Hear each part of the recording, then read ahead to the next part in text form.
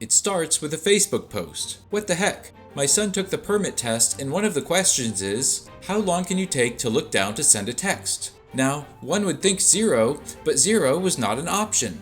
And yeah, you can see by the number of comments that this post was met with some incredulity. On page 36 of the official Arkansas DPS driving study guide, the answer to the question is clarified. Your eyes are off the road for 4.6 seconds to look at a text, long enough to drive the length of a football field blindfolded. The intention of putting this question on the text is to teach children that texting takes our eyes off the road for longer than we expect. And this is factually correct. So what's the issue?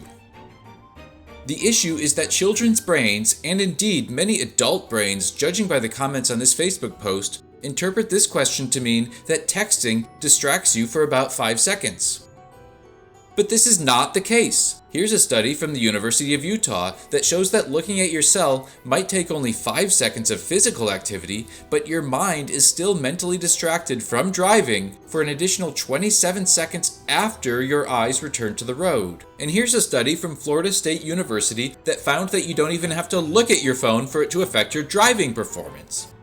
And indeed, the very next page of the driver study guide mentions cognitive distraction. But there's no mention that cognitive distraction lasts 5 times longer than visual distraction, nor is there any further detail about cognitive distraction. It's treated as a throwaway factoid. And it's not just the 4.6 seconds of eyes off the road that is dangerous for children. The second sentence, at 55 miles per hour, that's like driving the length of a football field blindfolded, is just as bad. The natural implication of this sentence is that if it's dangerous to text in your car while it's moving, it must be safe to text when your car is stopped. But the studies I just mentioned have taught us that texting is dangerous in a car regardless of whether it's moving.